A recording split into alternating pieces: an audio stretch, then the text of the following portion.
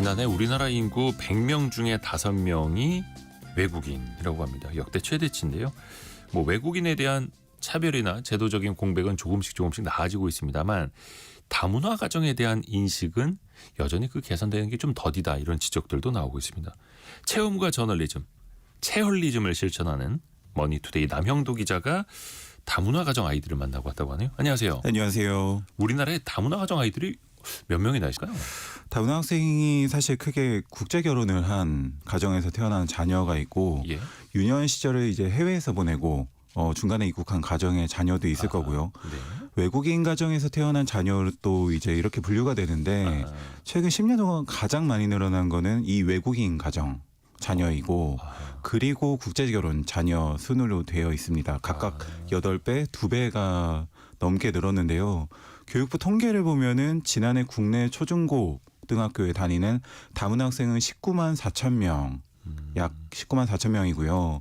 전체 재학생 중에 4%에 달하고 네. 지금의 증가 추세로면 올해 국내 다문화 학생 숫자가 20만 명을 넘어설 것으로 예상된다고 합니다. 국제 결혼한 분들의 자녀보다 그냥 외국인 가정의 자녀들이 훨씬 더 많이 늘고 있다. 네, 그렇죠. 근데 이번에 학교를 다녀왔어요. 네. 여기에 진짜 다문화 가정 아이들이 많은 곳이라고요? 경기도 시흥의 한 초등학교였는데요. 네. 전교생 중에 무려 90% 이상이 다문화 가정이었습니다. 와우. 네. 엄마나 아빠가 중국인이 대부분이고 일하기 위해서 이제 한국에 왔는데 부모들 일터인 공단 근처에 학교가 있더라고요. 네. 네, 부모는 낯선 나라에 온 지 얼마 안 된 노동자분들이고 하루를 이제 너무 바쁘게 살아남느라 이제 자식까지 좀 살뜰히 챙길 여력이 좀 부족한 분들이 대부분이었습니다. 근데 이런 학교들이 국내에 많습니까? 아니면 특정 지역에만 이렇게 있는 거예요? 그러니까 다문화 학생 비율이 30%를 넘어서는 걸 일명 이제 다문화 학생 밀집 학교라고 하는데 한국교육개발원이 발표한 자료를 보면 지난해 기준 이 다문화 학생 밀집 학교가 350여 개로 전국 초중고의 한 3% 정도 됩니다. 이것도 최근에 5년 사이에 한 40%가 급증한 거더라고요. 그래서 서울에는 한 17개, 경기도에는 좀 더 많아서 40개, 충남에 8개 이렇게 순서대로 되어 있습니다. 근데 일단 우리나라에서 학교를 다니고 교육을 받으려면 언어가 일단 좀 돼야 될 텐데 네. 부모 중에 한 분이 그래도 이제 국제 결혼해서 한국 사람이라면 그나마 좀 나을 텐데 네. 아예 외국인 가정이면 좀 더 어려울 것 같은데요. 그러니까 이게 부모들 다 외국인이면 한국 학교에서 아예 중국어, 러시아어 이런 언어를 자제하라고 해도 집에서는 이제 다 모국어로 대화를 하기 때문에 한국어로 아예 대화가 아예 안 되는 학생도 많았다고 합니다.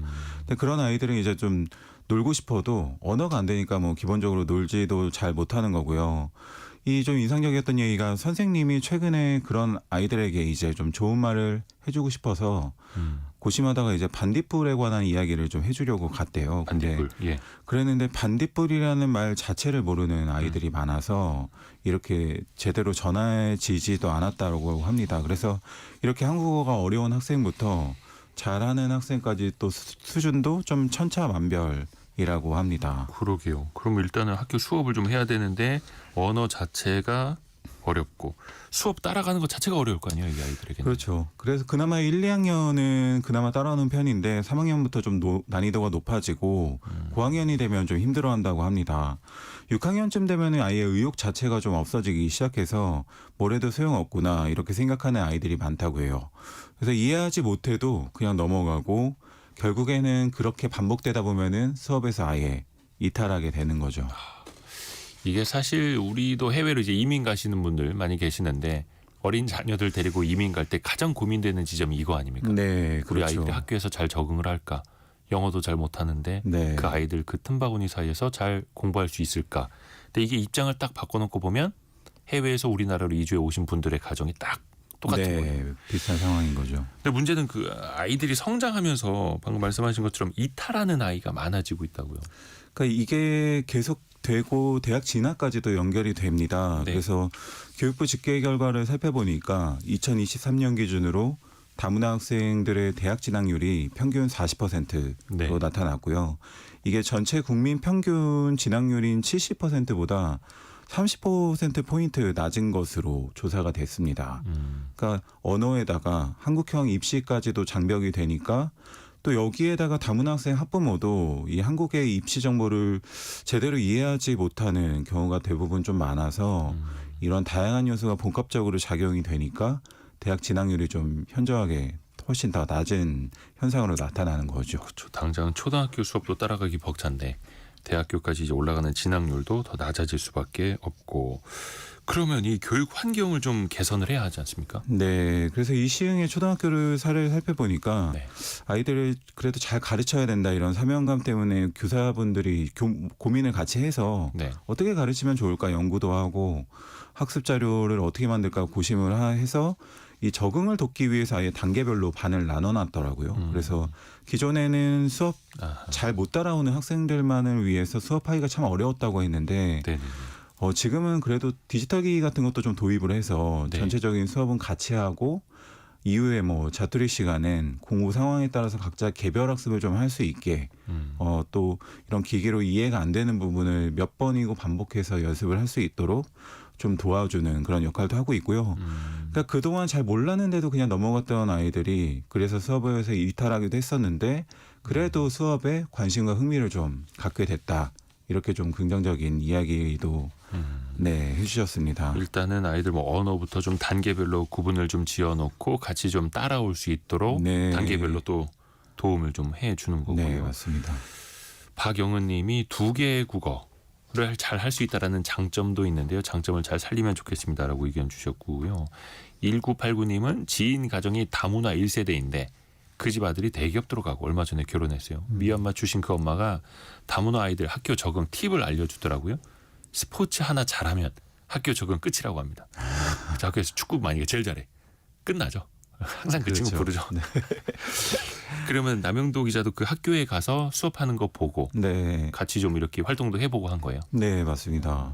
네. 진짜 정말 다양한 언어를 쓰는 아이들이 학교에 있는 거. 근데 학교에서는 다 대부분 그래도 한국어를 쓸 거 아니에요. 네, 한국어를 쓰는 학생들이 대부분이긴 했는데 근데도 여전히 좀 그러니까 수업 시간에는 그 선생님 눈치 보느라고 한국어를 이렇게 좀 쓰려는 모습이었다가 쉬는 시간에는 이제 모국어로 다시 예, 대화하는 그런 목소리가 좀 많이 들리더라고요. 그래서 이게 선생님들이 말씀하신 고민이 어떤 건지 알겠다라는 생각이 좀 들었습니다. 근데 선생님들이 이제 말씀하시는 걸 그대로 이제 듣는 것도 네. 사실은 거기서부터 또 쉽지가 않고. 그렇죠.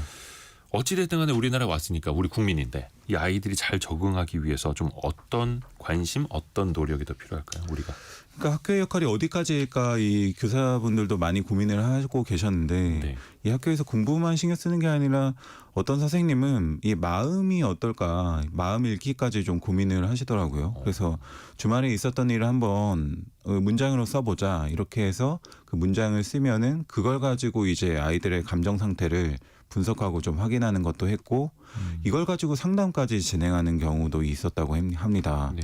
그러니까 좀 학생들마다 능력과 성향과 마음이 다 다르잖아요. 그래서 이 하버드대 교육대학원 교수인 토드 로즈라는 분은 평균의 종말이라는 책에서 학교 시스템이 사실은 실제로도 존재하지 않는 평균적인 학생을 상상해서 설계됐다.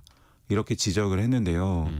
그러니까 좀 한 개인을 좀 자세히 바라보고 개인으로 인식하는 방법을 고민해야 하지 않을까 그런 생각을 했습니다. 조금 더 우리의 관심이 필요합니다.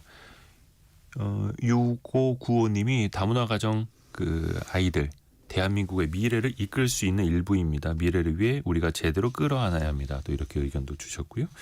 머니투데이 남영도 기자와 최열리 좀 함께했습니다. 고맙습니다. 감사합니다. 네.